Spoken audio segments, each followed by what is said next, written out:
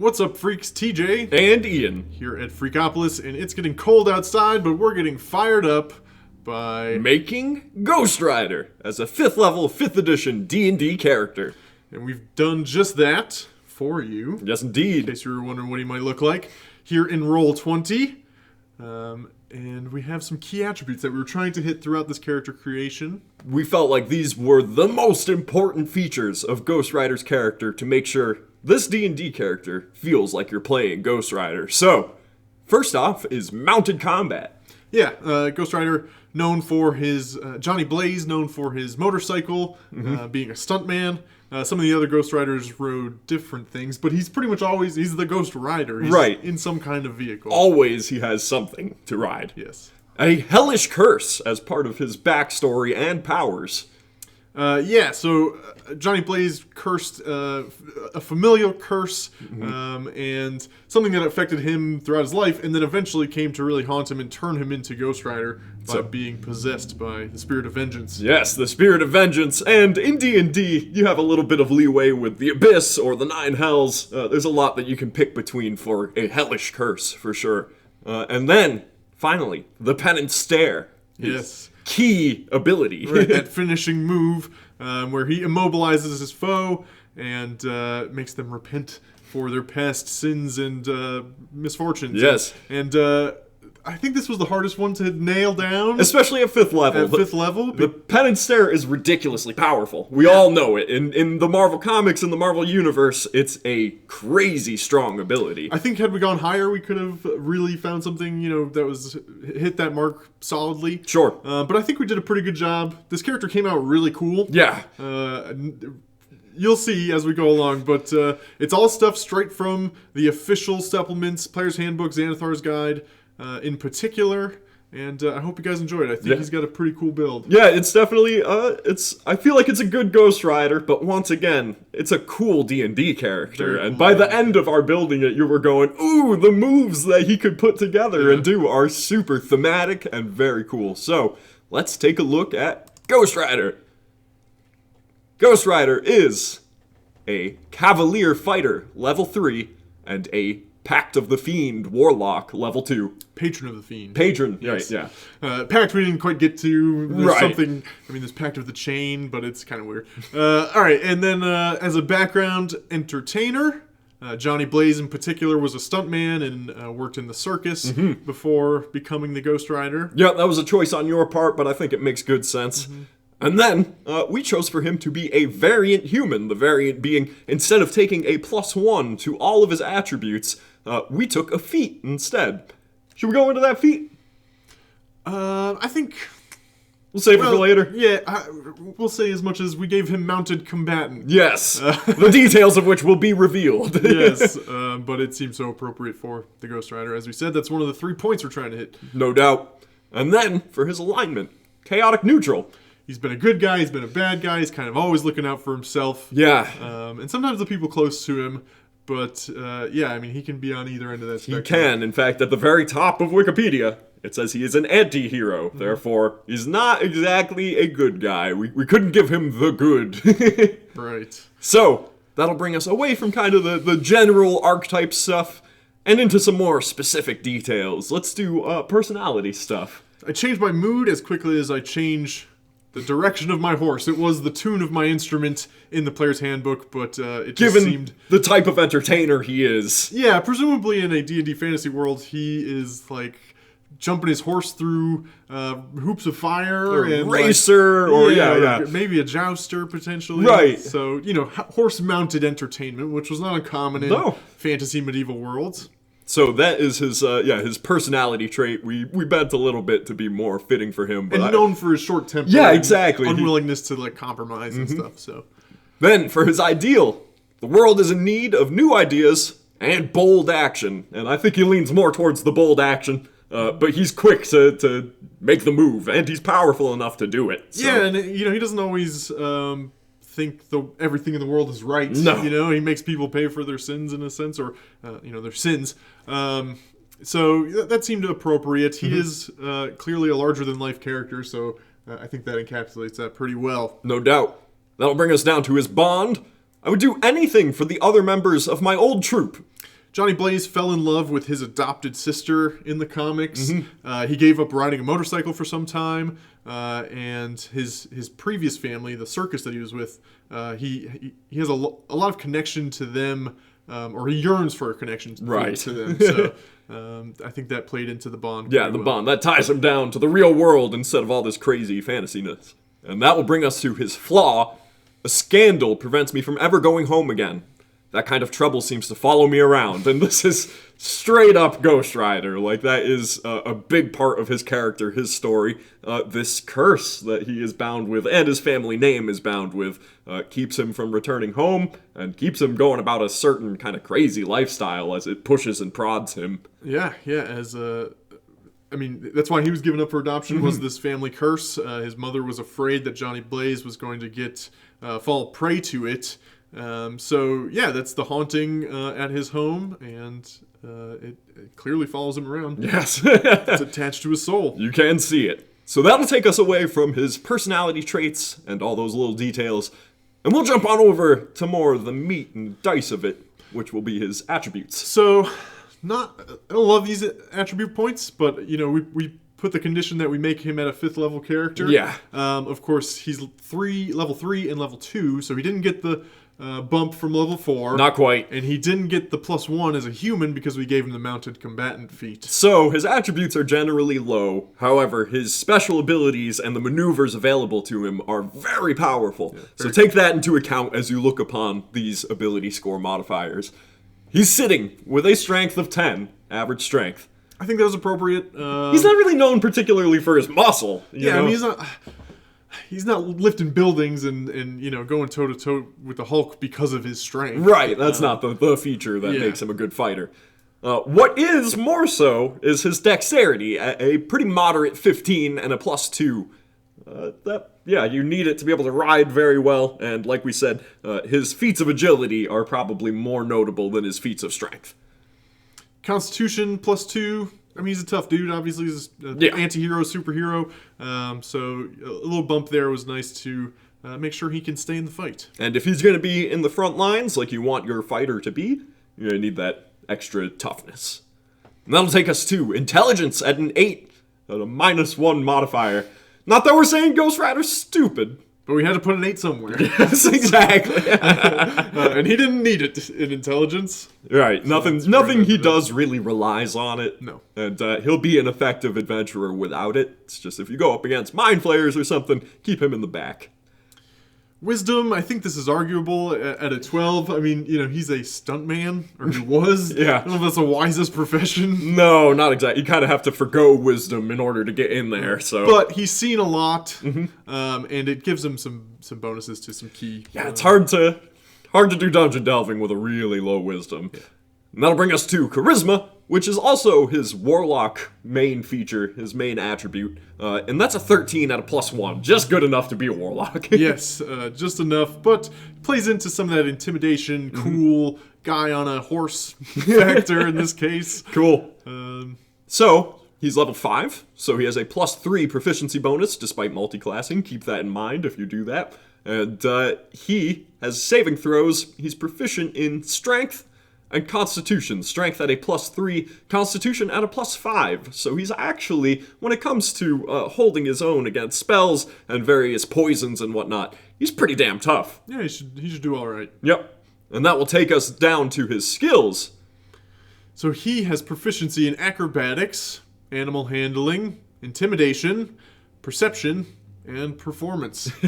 Performance coming from entertainer, perception, and I believe animal handling coming from his class. I think intimidation, but then animal handling came with the Cavalier. Yes. And acrobatics coming from his background of an entertainer. So he really has a pretty wide variety of options from skills to choose from, but not too many places to actually put those skills. He only ultimately ends up with 5, even with his background, so... Yeah, but I don't know, I don't know that we're missing a whole lot from the character in general. I mean, there's something to be desired for more skills, but these feel like the Ghost Rider essentials. Yeah, those are the ones he's looking for. Yeah. So with his acrobatics of +5, he's definitely rather agile. You need animal handling as a Cavalier. Your warhorse is going to be, or whatever you ride, should be presumed to be well-trained, enough to follow you into a dungeon or charge into battle, of course.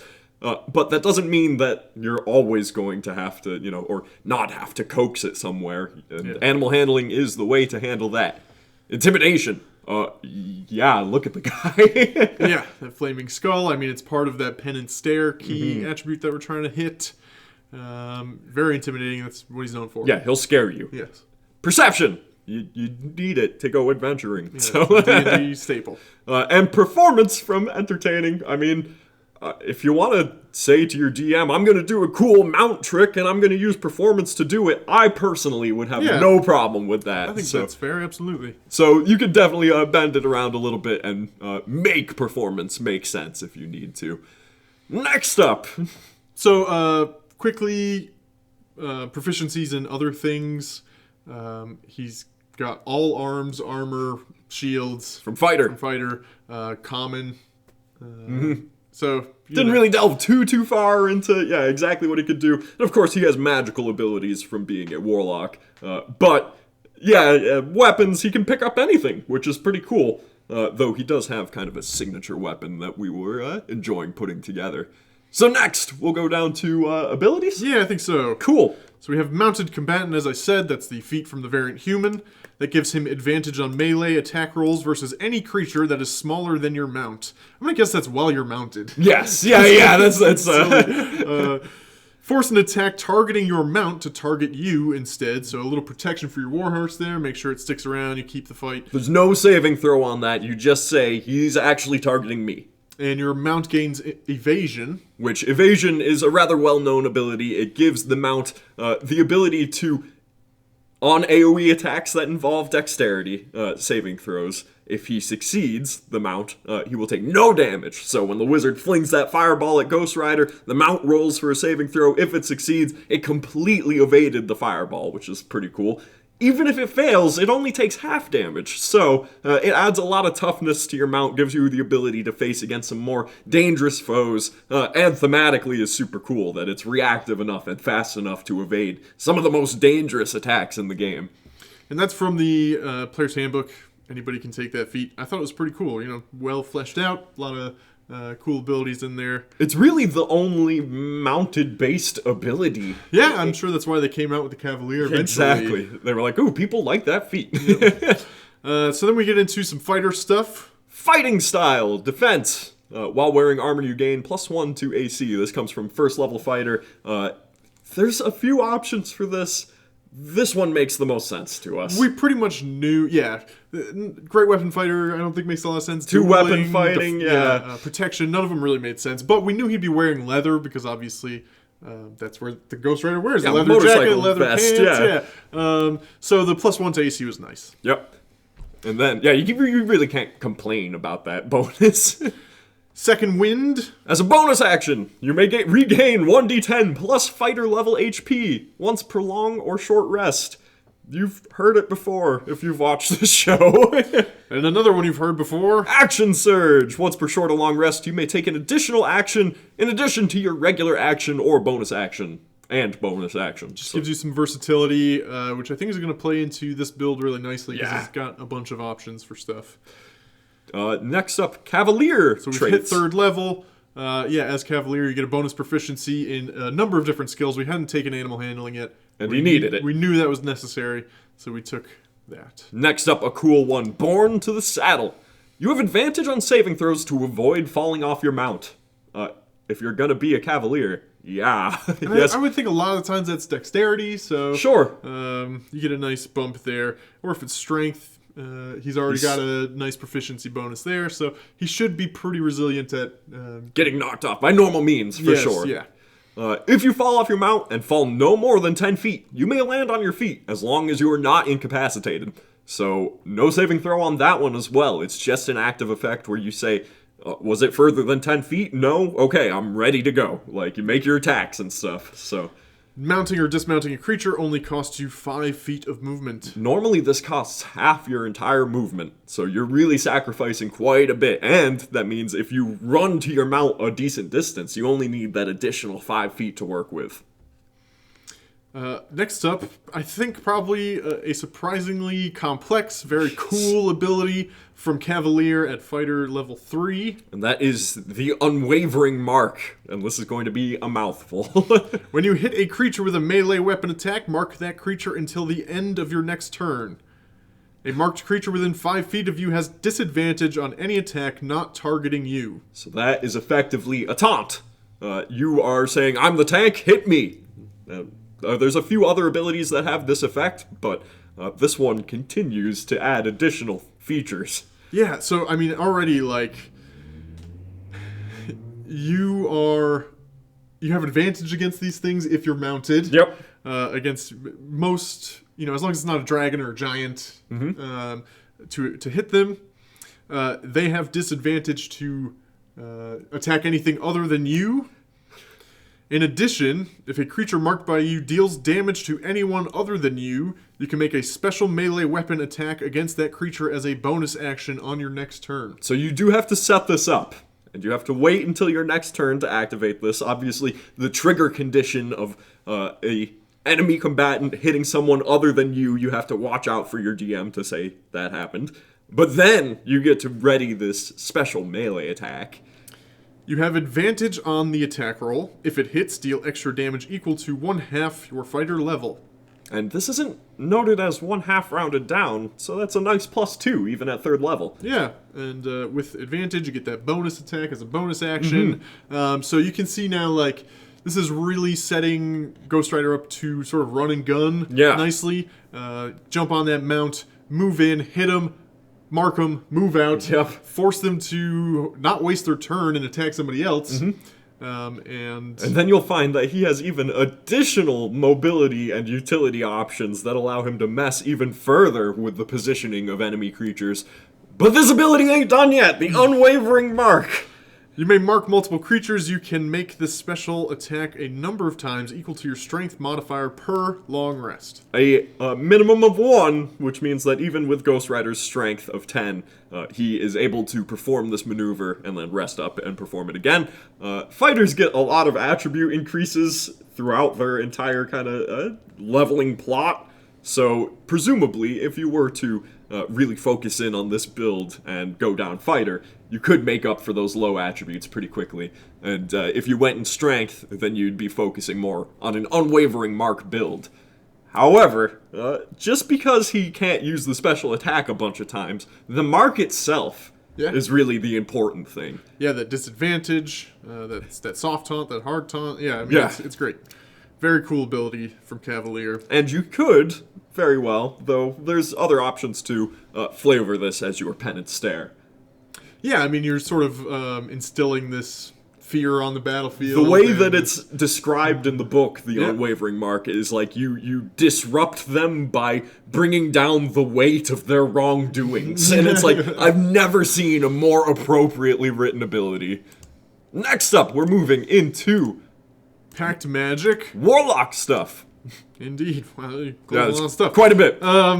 So Pact magic gave, there's no description there, but it gave him Burning Hands and Command. Yes, as 2 first-level spells, and the ability to cast Warlock spells. Sorry, that was, yes, in the Patron of the Fiend gain the spells Burning Hands and Command. Cool. So, yes, he picks this Hellish Patron, which obviously leads into one of our key attributes, gaining magical power, and these are 2 spells that are automatically granted to his spell list. Which seem pretty appropriate. The Burning Hands, yeah. Either one. The Burning Hands, obviously, fire is a big part of Ghost Rider's theme. Command is sort of that intimidation factor, that Penance Stare in a sense. Next up, Dark One's Blessing.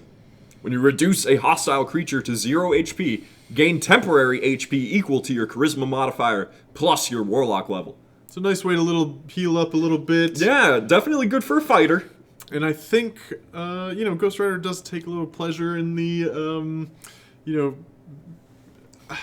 defeating of people he feels unworthy or Yes. have sinned. So that temporary HP is a nice little bonus to say good job to himself. A little incentive for taking Yes. out those goblins.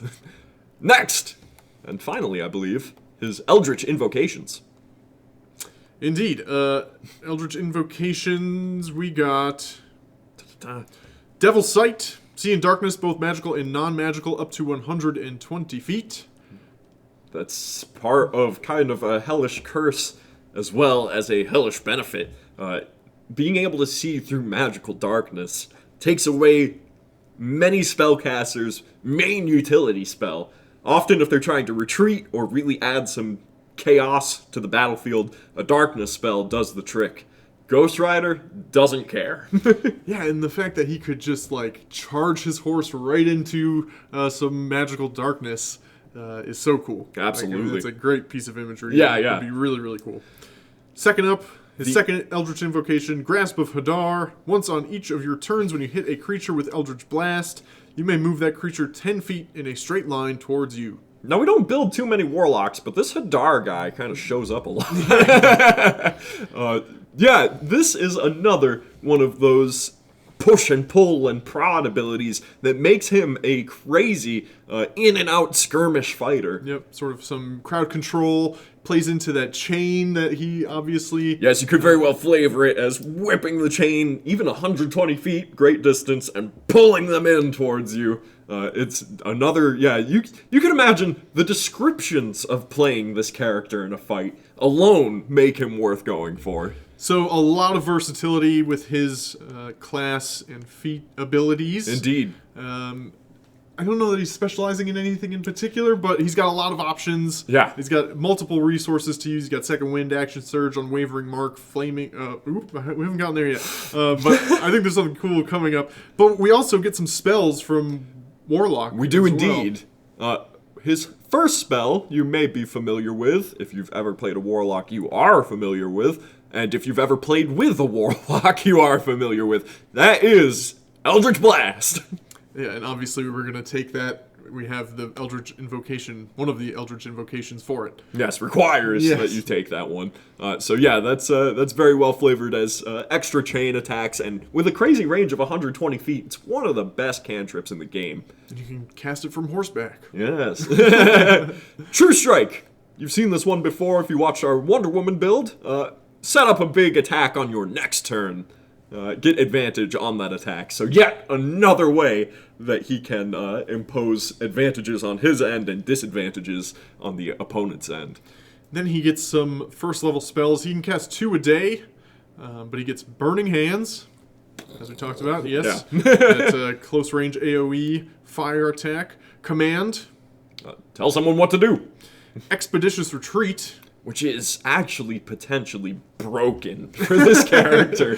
So as a bonus action, you may take the dash action as a bonus action in the future, provided you can hold concentration. Yes, that's the kind of thing that you have to keep watch on. You do hold concentration as you cast the spell, but dash as a bonus action on this character could be yet another means of him doing the in and out skirmish fighting. But that's a lot of movement, a lot. And he could mount his, his warhorse for 5 feet of that. And then go, with Action Surge as well, there is crazy potential to be able to do big moves in combat. Then, Hellish Rebuke. Someone hit you, hit them right back with the fires of hell. Very Ghost Rider. Yep. And finally, Hex. Choose an opponent's attribute and really mess with it if they fail the saving throw. They'll have disadvantage if, per se, you say, Strength. Then anything doing with Strength, they are significantly weakened at. Very powerful spell. That will take us more to his abilities as far as his equipment and general HP and initiative and stuff. So as we said, leather armor. Not really a huge boon to a fighter. You typically picture these guys being knights with lances and plate and stuff. But Ghost Rider, he doesn't do that. So He's got a 14. Yep, he's sitting with a 14. An initiative of +2, pretty quick to act with that dexterity. And a standard movement speed of 30 feet or 60 feet if he's mounted on his warhorse. Yeah, and with the dash bonus action, So much! flying across the battlefield. Yeah, and dragging his opponents behind him with Eldritch Blast. Yes. 56 hit points. Mm-hmm. That's pretty middling for our superhero builds, but 36 from fighter, 20 from warlock. From warlock, yeah, definitely workable. Then for his items and equipment we've given him, his chain whip, which is a magical +1 chain whip. It has a reach of 10 feet, and it also does 2d4 plus 3 damage. Unless he's marked that creature with that Unwavering Mark, then he's getting 2d4 plus 5 thanks to the bonus damage there. Pretty darn consistent, not the crazy highest damage we've ever done, but a good primary weapon. He's kind of like a death by thousand cuts sort of character. You know, he's going to poke and prod you and hit you over and over. And burn you. Yeah, and just freak you out. No doubt. And then, a magic item mostly of your creation, the Flaming Helmet. It seemed so appropriate to have something that gave him that iconic look of the skull on fire, yeah. Riding this horse. So, resistance to fire damage, that's listed in the wiki of Ghost Rider. He is immune to fire, essentially, there. You can build up to that. Yeah. This is 5th level. And gain advantage on intimidation once per long rest. So just kind of a cool little feature ability that you could pull out of your sleeve to get that intimidation in when you need. The flames start wreathing back and he screams in that guy's face. You're gonna have advantage on that roll. Yeah, I think I was thinking of the Penance Stare there. Yeah. You know, we hadn't quite nailed it yet. With some more levels in Warlock, you could probably really get there. But this gives him a leg up on that at 5th level. Does. So, like we said, complex build. Attributes a bit on the low side, but features and maneuvers are wide and deep. Yeah, flavor I think is really cool. So, one final look at the general lowdown here. Yeah, let's take a look at our key attributes. And boom! So, mounted combat. Yeah, he's a Cavalier, and you can't really skip out on that going down the Cavalier route. As well, his feat that he got from being a variant human makes for a potent mounted combat fighter. I think we'll give ourselves 100 on there. Yeah, we focused in on that, for sure. Hellish Curse. I think we did better on this than I had originally pictured when we said we were going Cavalier. Yeah, we alluded to it in the background, and then the Warlock, the really patron, seals the deal. Yeah. really gives it all there. So I think that's like a 90. Yeah, we did pretty good on that. And then the Penance Stare, which is by far the hardest of these key attributes to nail down. But if you look at the descriptions of some of these abilities, you'll see the Penance Stare within them. From the mark that he uses to impose disadvantage on attacks on anyone against or anyone other than him, or his hexes, or his intimidation, or his Eldritch Invocation. Yeah. So on and so forth. So I guess there's like varying degrees of power he can put the Penance Stare at. Command. Yeah, command as well. So yeah, I think we did pretty well on that. You tell us our number for our final key attribute there in the comments below. And thank you for watching our build of the Ghost Rider as a 5th edition, 5th level D&D character. If you have a character you'd like to see in the future, let us know. Yeah, throw us a comment. And if you think that there's a character that you may want, but you haven't watched all our videos, we have a large repertoire at the moment. We've done a lot of these. We've got more on the way. Consider subscribing so you can stay up to date. Absolutely. With our next D&D character build. And let us know if you played this character. I'd love to see. Yeah, right. We know somebody played Darth Vader. So. Yes, and he was excellent. Yeah, he was very cool. Cool. So, have a good night, guys. Thanks for watching, and we'll catch you later.